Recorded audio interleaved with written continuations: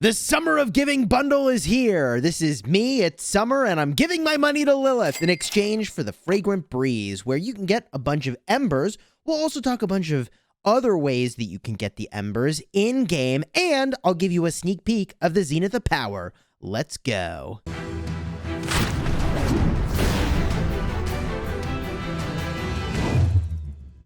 Hello, my friends, and welcome back. I'm Chisgule Gaming, and the first thing we're going to do is review this bundle. Oh, look, the speed-ups are universal, the resources are pick one, and you get a bunch of the premium currency, which is embers. This bundle is all about the embers because the amount of speed-ups is on the lower end for holiday bundles. It's still above average compared to the bundles you could get all the time, but this bundle is about 58.6 days worth of speed ups if you max purchase the whole thing, and the better end of a holiday bundle is more like 65 days. So the thing that you're getting that you don't normally get are these embers, which, by the way, as long as you still actually need them for this event, are really quite good. The Blazing Gifts event is where you're turning embers and these branches, the burned branches, into things that you're more interested in. So, for example, the 200 embers is going to be worth 10 legendary commander sculptures. I mean, that's more interesting for sure. The gold key bundles are better for people that still need gold key commanders, but for someone like me who does not, this bundle is more interesting. Also, you can go and get these equipment material choice chests, and most importantly, of course, I talked about this in my previous video, covering all of these events before they even landed as a sneak peek, and that is right over here, the Blueprint Choice Chest. By the way, if you're getting value from this video, throw a like on here and consider subscribing for those daily Rise of Kingdoms videos designed to help you get value, smash your enemies, and get a sneak peek at events before they land everywhere. Now, one thing we're not used to is the rewards for Ceroli Assault tying in directly to this holiday event, which is a very nice touch. I'm actually really happy about that. If we get a look at the rewards, and yeah, I've already gone in and done this event a bunch of times, I can go and redeem my tickets in these Ceroli chests, and you can get 10 embers from each of these chests, which is pretty sweet. So if you can manage to do this on hell difficulty, you want to clear out the chest like I'm about to do now. I'm going to redeem my tickets. Maybe I'll be able to clear it out. Maybe I won't, actually. Okay, I probably won't. If I had been able to clear it out, it'll tell me, you have more tickets. Do you want to keep going with this chest or do a new one? You always want to do a new one. And this event is just really, really easy. You're going to smash the quick button. You're going to go with a random group. You'll get some extra experience for doing it with a random group. And honestly, you're just going to zerg this thing down so fast. It's absolutely ridiculous. In fact, I can show you really quickly just a couple quick pointers to make this easy. I would like to take this opportunity to raise the collective intelligence of the Rise of Kingdoms community and say, look, you only need one healer and one tank. Someone else is a healer, so I'll go DPS. Easy, okay? Easy. And what's more, I'm going to pick an ability that is going to make everybody do more damage, Savage Attack. Over the next 10 seconds, all normal attacks will increase damage taken by the target. Seems good. Stacks 25 times. Seems good. Yeah, that's what I want to do. I'm going to hit ready. Okay? One healer, one tank, everybody else damage, then you zerg it, and somebody wasn't paying attention, which is their loss.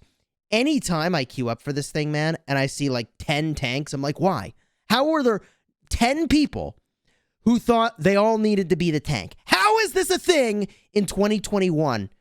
Have people not played freaking MMORPGs? Nobody. Anyways, I got to push the ready button. All right. We have one healer, one tank, DPS. Let's freaking go. Now, you might want two healers, but if this one healer does their job, they're going to activate Blood Drinker very quickly toward the start of this fight. And, I mean, then we're just going to end this thing really, really fast. I'm going to be the team player up in here. Trajan Ethel, what the heck? Who cares? It's not going to matter because this is going to end so fast. It's going to be ridiculous. Technically, it should be more like the healer that brings like a Trajan, but whatever. It's not going to matter. It's not going to matter. I do see that the tank is using a stacking armor defense reduction. That's a fantastic choice. That's a great choice. I don't even know if the Ethelfled debuffs apply. I probably should know that. And this thing is going to end so fast, it's really not going to matter either way. I'll get some more of those tickets, and I'll just be able to show you really quickly how you can use the tickets to just advance to the next chest. And if all of this is not interesting to you, use the timestamps in the video to jump to the next part. I spend a whole bunch of time figuring out the exact moments and the different things that are happening in the video and putting the timestamp to it so that you can see whatever it is that you want to see. And, you know, if you want to skip around, you can skip around. I probably should have been paying a little bit more attention and been debuffing this dude just a little bit more. I suppose also a second healer wouldn't be the worst thing because a second healer could offer the group a heal at the start, whereas the first healer is doing that damage buff. But anyways, here we go. We're back in on the action. And I mean, we'll take this thing down in a couple rounds. It looks like this group I'm with is probably lower damage than average, which is kind of interesting. But whatever, it's going to be fine. Okay, you can get under the veils like you saw me do in the case that maybe it's going to run a little bit longer, which was the case here. Weirdly enough, I'm like the only DPS who chose Savage Attack, which is kind of curious. That's the one that like really benefits everybody, but whatever. We knock it out. GG easy. Now I get my tickets and I can show this to you, and then we'll go get a look at the Zenith of Power real quick. MVP, good for them. And 20 tickets. Love it. Confirm. I'll show you. I hit redeem. Boom. We'll smash that redeem. And confirm. You can see I can reset the chest now. So I only used 13 tickets to get to the end of the chest. All that's left here is this lower tier of rewards. I don't really care about that, like the 1 hour speed ups, the burned branches, definitely don't care about that. So I'm going to smash the reset button, confirm it. Now I have a new chest, new set of premium rewards, and I think there are 3 of these bejeweled chests, which is why I was saying I think the maximum number of the premium currency that you can get from here is going to be, again, I think it's going to be 10 per, so that's going to be 30 total for, you know, the 3 chests. Also, I mean, along the way, equipment, material choice chests, love that, right? Archer gear, cool. If you need archer gear, that's pretty sweet. So let's go and actually cash in some of these rewards over here. What am I personally going to pick up from this event? You know, a couple things. First of all, when I actually find it, there it is. I'm going to go and pick up this right over here. The accessory. Yeah, definitely want that. Thank you very much. Wish there were more of those. I really want the materials. 100%. Just need like all the materials I can get my hands on. Thank you. You can remind me tomorrow. I'll smash that. Take all of those. And I'm certainly interested in the legendary commander sculptures. For me, the city skin is not all that important. Plus archer health minus infantry health is a city skin that I probably can replicate in some other way. If I just make my way over here, do I have, I mean, honestly, I don't even think I would use archer health just because I've got a 10% attack city skin already for archers, right? So if I wanted archer health, though, I'm pretty sure that older players to the game have one. Here it is. No place like home. I'm losing cav health. Okay, to me, actually, I'd probably rather lose the cav health than the infantry health.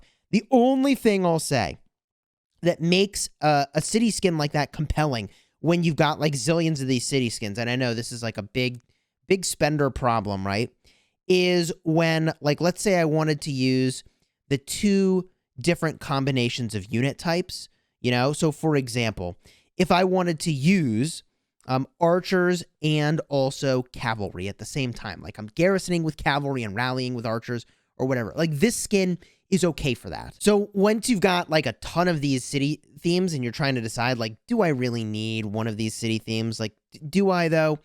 The thing to think about is if you've got like some weird combination of 2 things you would be doing, if it's either field fighting or rally and garrison, where you care about those 2 troop types, then it's nice to have a variety of these different city skins.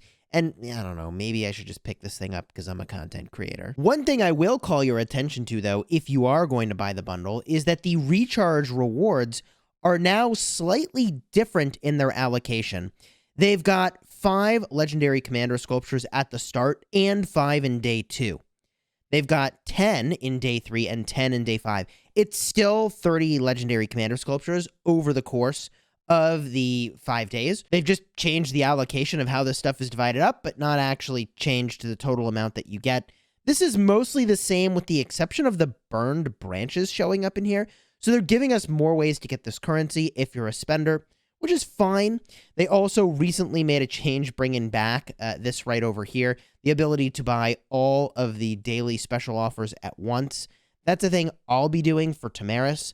I don't really see a great reason for me to be picking her up from a Mightiest Governor, for instance, given that I can get her from here. So I'll probably just be doing this instead for quite some time until that's maxed out. For those of you wondering, this is a really great time if you're a very low to mid spender in the game to up your supply depot on the 30-day gem supply, which every time you renew this, it's going to give you 2,200 gems toward that renewal or toward that recharge reward. And then over here, the 7-day material supply is something that I also highly recommend. From a value standpoint, those are really good. Now, one thing I probably should have showed you toward the beginning of the video is what is contained within each of the bundles along the way. Although I gave you the total amount of speed ups, here you can see what is in each of the bundles along the way. There is a Frozen Treats name plaque and also a Frozen Treats avatar frame. I mean, sure, for the memes instead of All Out Rumble, I could go with the avatar frame from this event. The Frozen Treats, everybody. The Frozen Treats. Looking good, Chisgule. Let me show you something you're probably more interested in, which is the Zenith of Power. This is in Kingdom 2. It's going to arrive everywhere in the next couple days.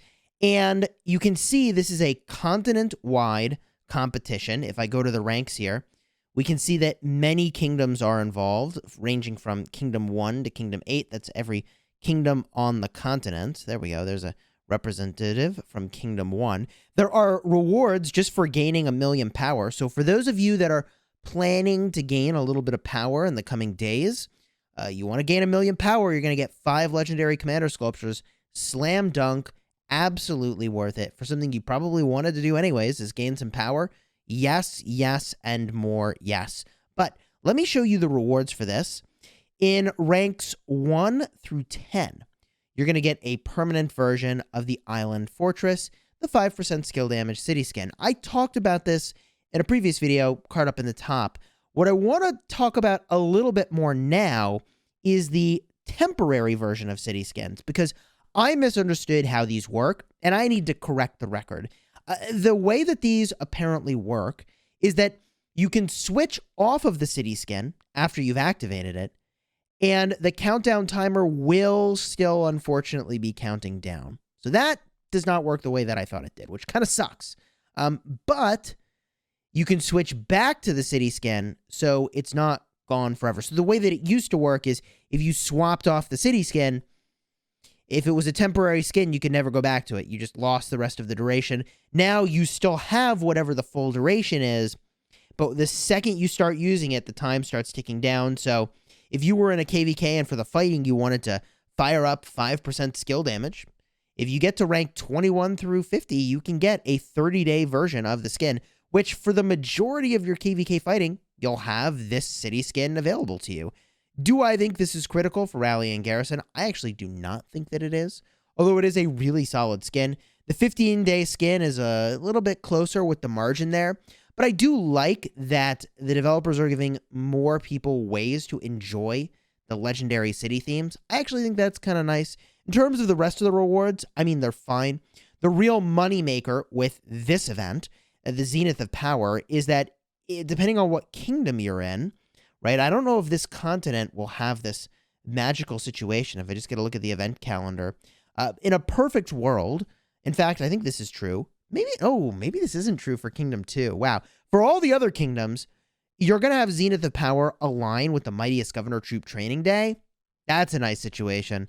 So the way that I got one of my city skins on my main account was by winning a Tamaris Mightiest Governor, which is funny because now I'm just buying Tamaris anyways from the daily special offer, and I haven't even used her up until this point, really, which is kind of a bummer. But I got first place in that Mightiest Governor, and I also landed this city theme over here, Age of Devotion. I got number 2 for this, and I got number 1 in the Mightiest Governor. That gave me 10% infantry health at the cost of cavalry attack and archer defense. I mean, this is a great city theme for just pure infantry garrison good stuff. And speaking of infantry, I mean, are we going to get some new infantry commanders sometime soon? I don't know if they're going to pull a fast one and change around the mightiest governor commanders. Presumably they won't, but yeah, archers are on their way here. If you enjoyed this video, found it helpful, do me a favor, throw a like on here and consider subscribing for Rise of Kingdoms videos designed to help you get value, smash your enemies, and learn about the events that are on their way into Rise of Kingdoms before they have even landed, like Zenith of Power. And until next time, you have fun smashing the kingdom.